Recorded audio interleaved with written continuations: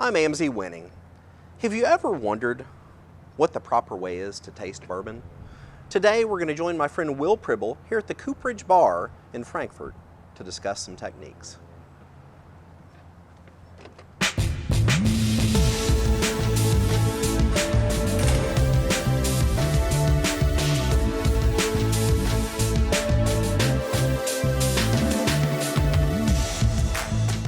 So Will, thanks for joining us again today here on Undressing Bourbon to discuss the basics of tasting bourbon.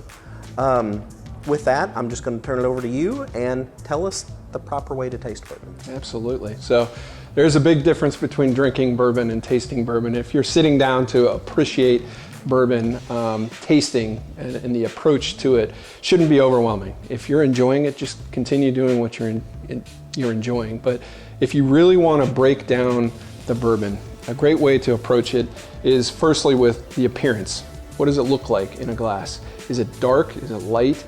That's really the starting point. You can tell a bit about a bourbon just by looking at it in the glass. The color, but also what we call the legs in a glass. The legs are the things when you swirl the glass and allow it to coat the interior of the glass, and as it goes down the inside, those are the legs of bourbon. That just kind of shows off some of the oils and the grit, if you will, that can be present inside of a glass of bourbon. So appearance is the first thing you do just because it's natural to the process.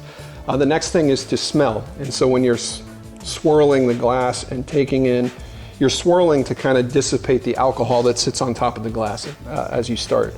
So you put one nose over. Sometimes people, you see them pass it by the nose. The pass allows some of that fragrance to kind of come into the nose more naturally and allows you to pick up on some of the nuances that might be present in the drink. And then lastly, you're going to bring it up and you're going to taste it. This is my favorite part. Absolutely. And in tasting, a couple things to keep in mind as you're doing so. You're going to allow it in your mouth, but you're going to kind of breathe through your open mouth as you have the product in your mouth. I know it sounds unnatural, but as you're doing it, it'll make more sense. You want to blow off some of that alcohol vapor that's present, allows your inside the nasal passage to kind of pick up and dissipate some of that harsher note and allow your taste buds and everything going on inside of your mouth to pick up on the nuances that you might otherwise miss. We call it the Kentucky Chew. That's another process that you may hear or see people do as they're enjoying a fine bourbon. The chew is in and of itself with the liquid in the mouth, allowing it to coat the inside, kind of chewing with your mouth open, dissipating some of the alcohol vapor, and really honing in on what it is that your tongue is picking up as it's sitting inside your mouth. Don't get pulled into the corner by the overpowering alcohol, but more focusing in on the sweet flavors that you would see. If you're lucky enough to have a flavor wheel, that's a great way to kind of sit and put into your head what your mind's probably already telling you. It kind of puts a picture to what you're experiencing on your palate at that point. The flavor wheel is going to be broken up into a couple different sections. And what's beautiful about the wheel is it kind of consolidates and then grows out and gives you more specifics as you look out into further parts on the wheel. With a lot of bourbons, you're going to be in the areas of what we'd call the wood or the tree, and you're going to dissipate out from that. Flavors that you pick up from that are like the oak. So a lot of cases, because it's sitting in oak for as long as it may have been, you're going to pick up some oaky flavors. Other things like sweet, you're going to have candy-like processes. Sometimes you're going to have grainy, and those can be good and or bad to people, but to particular folks, they may enjoy the flavor compared to others. Barnyard is a type of flavor profile that can be picked up sometimes. To some people, it's not as enjoyable. To others, they love it. So the beauty of tasting a bourbon, I think, is that to each person, there are things that you're attracted to, and it brings up conversation. And it's really one of the reasons I'm excited about sitting down and having a drink with someone like yourselves, to sit over a bottle of bourbon and kind of talk through the experiences that my taste buds are having, my eyes are having, and the conversations that come out of that topic.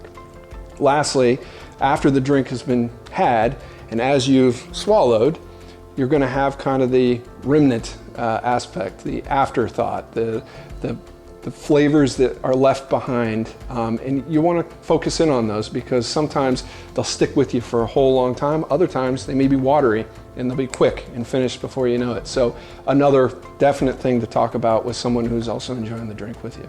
But that's really, it's not a convoluted or hard process to get through. And I hope in talking with folks like yourself and people interested in getting into bourbon that you're really moving away the myth, the scariness of getting into the topic of tasting and enjoying a good bourbon. So, You know, Will, thank you very much. And one thing I really appreciated there that you mentioned was a flavor wheel, because I frequently am tasting a bourbon and I can't place either an aroma or a flavor. And I think that is a great way to help you figure that out. Absolutely. The way, even beyond the wheel, sometimes sitting with somebody who's not really used to drinking bourbons and they really get the first time honing in on it, they said that tastes like Grandma Ruth's home-baked cookie. I don't know what the home-baked cookie probably tastes like, but I appreciate that person does. And it may come down to having that conversation. Well, what you're actually tasting is nutmeg, for example, and that's a natural thing to pick up in a flavor like bourbon. So. Yeah, and I'll tell you, I do know what a barnyard is like, and I'm not sure if I'll like that one if I run into it. Yeah, probably not. Grassy notes too. I can appreciate that, yeah. But yeah.